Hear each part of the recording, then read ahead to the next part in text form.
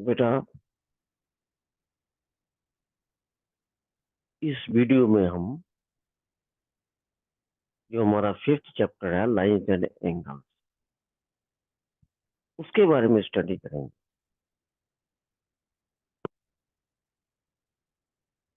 इस चैप्टर में बेटा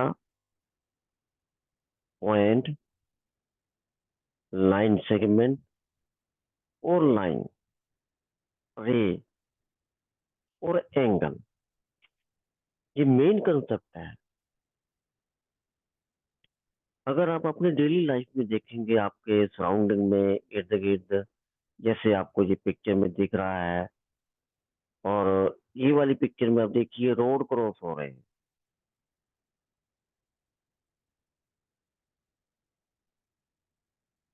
ये रोड क्रॉस हो रहा है, इधर से ये स्टेट रोड एक आ रहा है, यहाँ से भी एक स्टेट रोड आ रहा है। इन दो रोड के बीच में ये जो रोड है, ये मैंने एक लाइन से रिप्रेजेंट कर दिया। इस वाले रोड को भी मैंने लाइन से रिप्रेजेंट कर दिया। और जो ये हॉरिजॉन्टल रोड जा रहा है सीधा, ये भी एक लाइन। तो आप देखेंगे यहाँ एंगल बन रहा है। फिर आप कैंची को ले लीजिए, कैंची में भी आपके पास एक रे उधर को गई है, एक लेफ्ट को एक राइट को, इन दोनों के बीच में ये एंगल बन रहा है। ऐसे ही आप अपने कंपास यूज करते हो। कंपास को जितना आप ओपन करते हो, एक तो या ये आपके कंपास के पाए होते हैं जिसको बोलते हैं, ये जो है यहाँ भी एंगल बनाया है। फिर आप डेली लाइफ में बेटा अपनी घड़ी देखते हो, वॉल क्लॉक, उसमें आवर एंड और मिनट एंड होता है, दोनों के मूवमेंट्स में भी एंगल बन रहा है। फिर आप बिजली की तारें देखिए। फिर जब आप एक्सरसाइज करते हो, आसन वगैरह, अब देखिए ये इस पोजीशन में, यहाँ भी मेरे पास क्या बन गया, अपने घर की आप सीढ़ी देखिए। सीढ़ी में आप देखोगे ये बेस है, और इसके नीचे ये जो है स्पॉट है। स्पॉट और जो बेस लाइन है, इनके बीच में क्या बन रहा है, एंगल बन रहा है। ऐसे ही जब हम किताब के पन्ने खोलते हैं बेटा,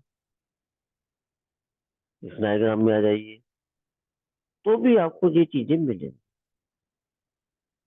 तो ये जो सारी ज्योमेट्री है, ये आपकी डेली लाइफ, इसमें कुछ भी हमने बाहर से नहीं लेके आना है, वहीं से ही उठाया गया है। ये देखिए,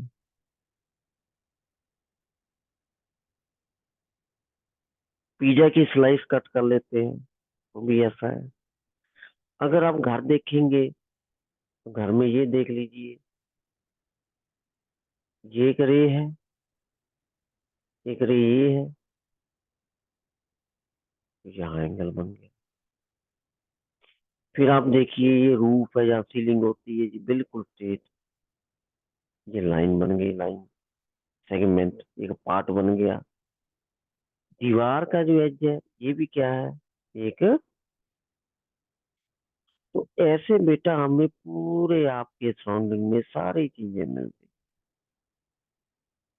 अगर बेटा आप किसी ट्री के पत्ते को भी देखेंगे, लीफ को भी देखेंगे, वहां भी आपको लाइन सेगमेंट रे और लाइन मिले। अब हम पॉइंट, उसकी क्या विशेषता होती है, हमने करेक्टरिस्टिक्स पढ़ने हैं। पॉइंट,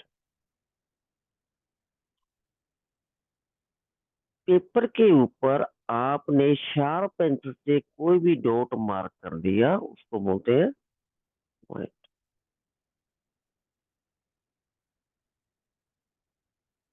अब आप ध्यान से देखो, जो पॉइंट है बेटा, ना तो उसमें लेंथ है, ना तो उसकी लंबाई होती है,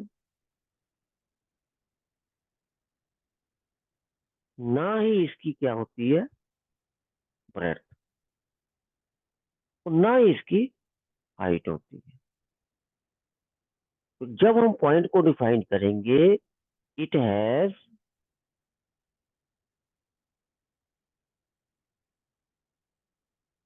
नो लेंथ,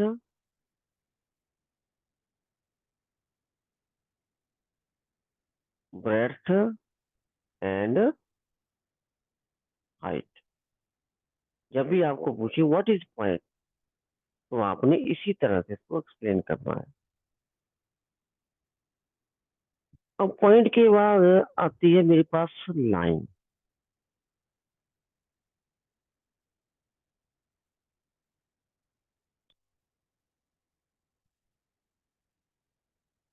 लाइन जो बेटा, एक स्ट्रेट लाइन जो है,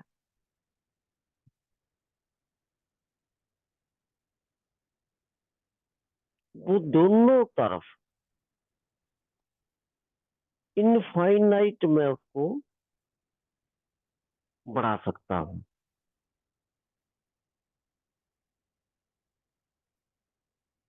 तो इट हैज ओनली लेंथ।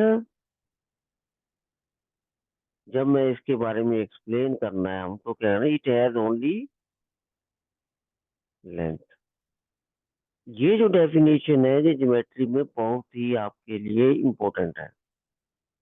इनको आपने अपनी कॉपी पे नोट करके लिखना है, जब भी कोई आपसे पूछे। और दूसरा क्या हुआ लाइन में, एक्सटेंड। एक्सटेंड का मतलब होता है बढ़ना, बढ़ाना। इनफाइनाइटली इन बोथ डायरेक्शंस, मतलब हम इसको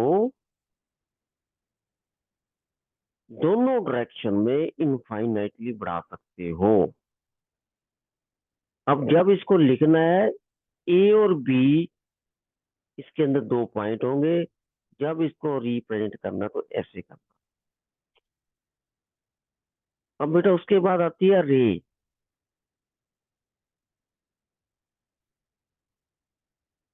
जिसको हम हिंदी में किरण बोलते हैं। रे एक पॉइंट से स्टार्ट होगी, और एक ही डायरेक्शन में आप उसको इनफाइनाइटली बढ़ा सकते हो, मतलब जिसकी कोई डेफिनेट लेंथ नहीं होती। तो अब इसको लिखेंगे, it has one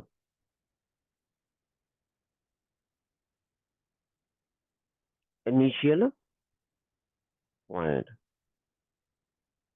and extend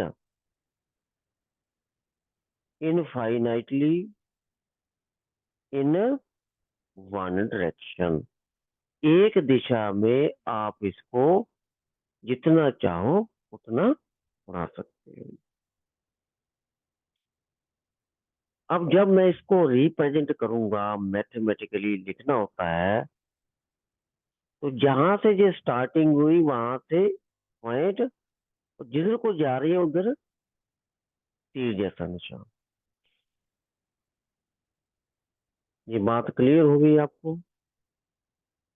अगर आपको फिर भी ना पता लगे, तो बेटा आपने ये वीडियो को बार बार देखना है। आपकी ज्योमेट्री का जो बेसिक कंसेप्ट है, हायर क्लासेस में भी यही यूज होता है। उसके बाद हमारे पास आता है लाइन सेगमेंट।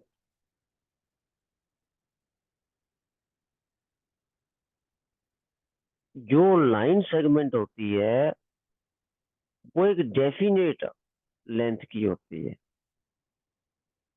जैसे हमने सिक्स क्लास में पढ़ा था, ए से लेके बी तक। अब इसको आपने लिखना है, इट हैज टू पॉइंट्स। जब आपने मैथमेटिकली लिखना तो ए बी, ऊपर आपने एक लाइन सेगमेंट ड्रा करना। मैथमेटिकली कैसे लिखना है ये आपको पता होना चाहिए।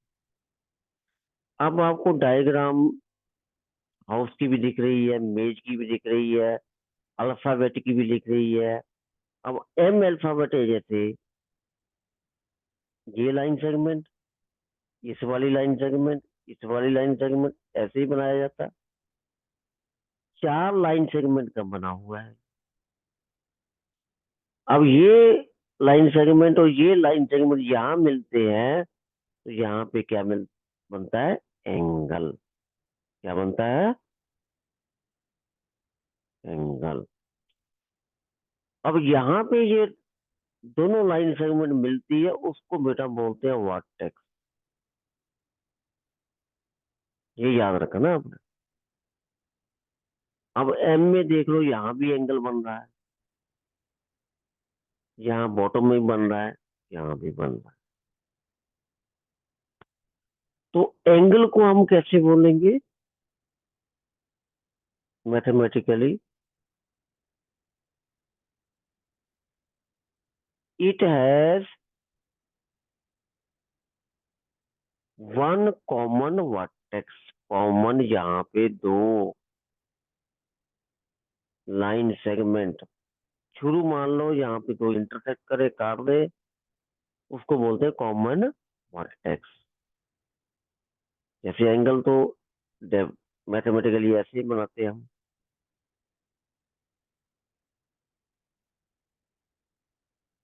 ये 2 रे होती है, इसको बढ़ा भी सकते, यहाँ एंगल बनता है। ये जो O है, ये है कॉमन वर्टेक्स। और it has 2 non common arms. Arms होता है भुजाएं।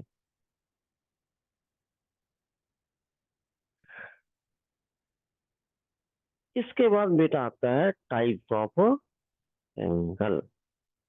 तो इस वीडियो में हम इतना ही बताएंगे, क्योंकि नहीं तो वीडियो बहुत लेंथी हो जाती है, फिर आप बोर फील करते हो। अब इन जितने भी मैंने बताए हैं, पॉइंट, लाइन, रे, लाइन सेगमेंट और एंगल, इनको आपने मेमोराइज करना है। ये कंसेप्ट आपके अगर दिमाग में बैठ गए, आपने याद कर लिए, ये कंसेप्ट को समझ लिया, फिर आपको इस चैप्टर में कोई प्रॉब्लम नहीं आएगी। आपकी नेचर में भी ये चीजें मिलती है, वो हम आगे वीडियो में आपको एक्सप्लेन करेंगे।